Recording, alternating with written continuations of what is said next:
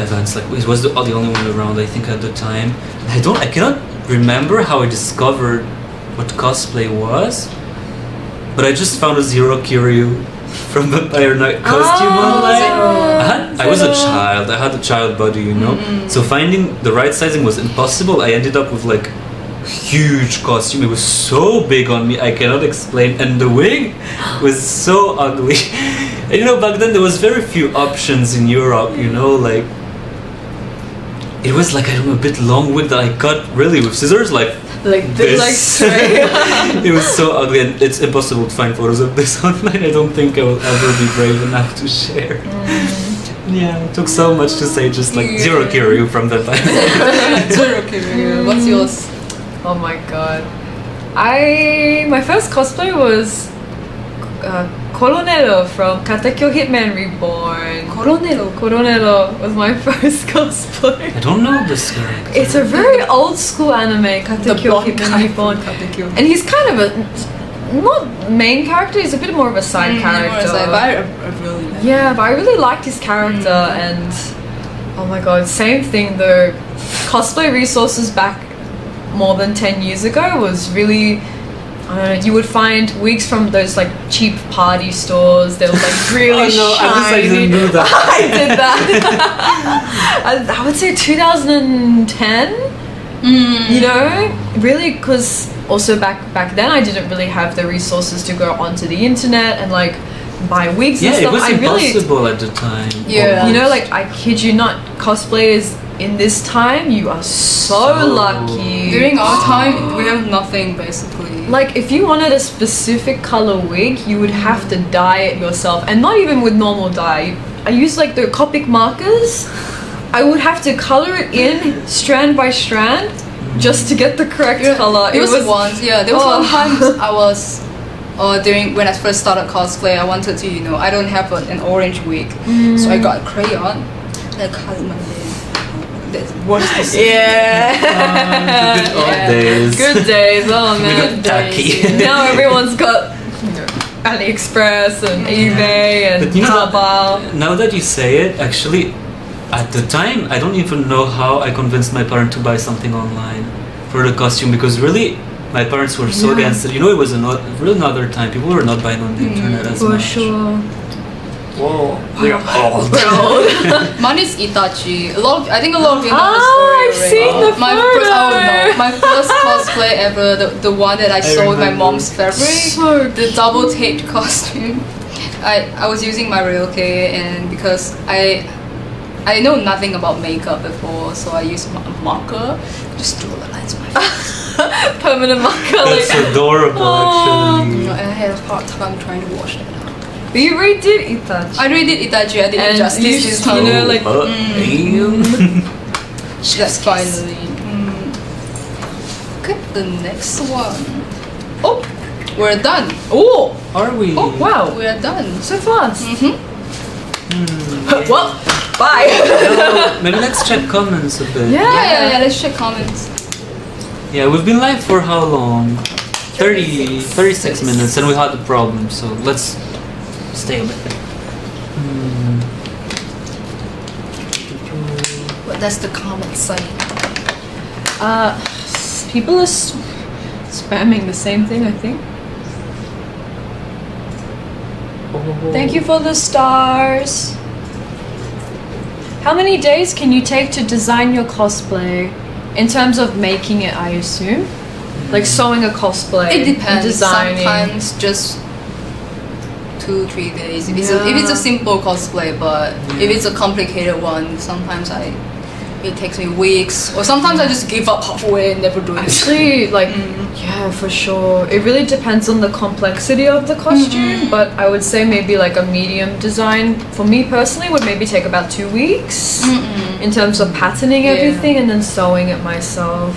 I think I usually take a bit longer, actually. Yeah. It's been a while since I've made my own costumes, but like, in terms of sewing, I tend to take like up to a month quite easily. But I think I'm a bit of a lazy person with sewing. And I'm doing things really slow. Like I really like measure everything and take like a million years redo everything every time. It's not good. Sometimes I buy the fabric and all the materials I need for the cosplay, and I just dip. Oh, me! It happened to me. So many times. And it stays in like store wherever it is. It happened to me quite a few times, especially with armor projects. I always give up on armor. I buy my Eva foam and that's it. You know, when I was starting cosplay, I was a bit crazy because there were so little resources. I didn't know how to make stuff, so I was making all my weapons with wood. I cannot explain the huge ass, like, how you call that, like electronic ones. I was like 15, like on the balcony, and it's making everything so messy. I cannot all the wood chips and everything would go everywhere. So yeah, that's impressive, actually. It is. Do you remember my huge Buster cloud? Sword, right? I did not the Buster Sword, the Fusion one. It's like Fusion one has different parts. It's all wood. It's quite heavy, actually. Wow. But it's so resistant. It's like one of the props I have that is in the best condition. It cannot really get damaged. That's so impressive. That's impressive. Yeah, I used to do my cosplay. All this crazy stuff. Yeah. It's been a while now. I really miss it though. Someone asks, how many cosplays can you do in a month? Back then I can do one character every week. Now, same.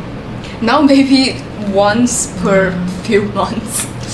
I'll be honest, before COVID, like 2018, 2019, I at least did 2 cosplays a month. And not even bought. I would make 2 cosplays a month and photo shoot. After maybe COVID, 3 a month if I wanted to. Yeah. But I think, just not doing anything for so long, and I think getting back into the swing of things is really difficult now. And we're aging. We're old. Actually, I think it has to do a bit with passion. Like it does fade a bit, and it's about finding new ways to get yourself motivated.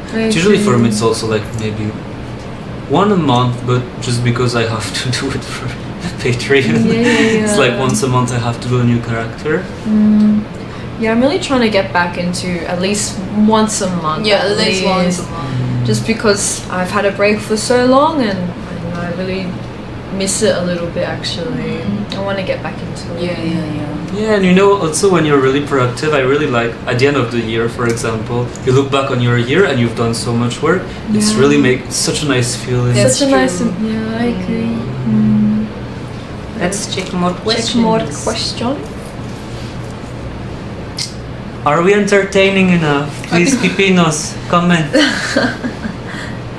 If you comment a lot, maybe I will do some dance for you. Yeah, let's see. Why not? Woo! Comments. What is the most enjoyable thing that you've done in the Philippines? The yacht. I would say the food. Except I'm just like yacht. Ever since I'm here, because of the different time zones, I wake up so early. I wake up at around 5 a.m. So I go for breakfast at 6 a.m. and then the two of them wake up and I go for a second round of breakfast at 9 a.m. and this is so enjoyable. I can't explain. But more seriously, actually, I think it might be like the yacht. The only reason why I say yacht is because I've never been on a boat before. This was my first time, and I was like, wow, so cool. It was your first time on a boat. Not like a yacht boat. I've been on rowboats and stuff, but never on a yacht. So that was really cool. It was a yacht for me too. It was really unforgettable memory. And for me, like I was in London, middle of winter. I just arrived. A day after, we go to like the beach, like in the ocean. Such summer vibes. It was like so surreal. Beautiful. The clash, Yeah. Tonight, Hakken and Shun, what is your advice to upcoming and aspiring cosplayers of this generation? Never give up. I don't know. I would say like just do what makes you happy. Yeah, I don't really have an advice. You do you. Because I think the way that we all do things is always different. It's hard for me to give advice, but I just say like really just as long as you're passionate and it brings you joy, then continue doing what you want to do. Definitely. And don't listen to what other people say. Yeah. Have fun with it. What about you? I don't know, I think maybe an advice I could give is like, if possible, try to cosplay with a friend. Because starting alone can sometimes be a bit like, I don't know, you lack motivation maybe. And when you're with someone, you're getting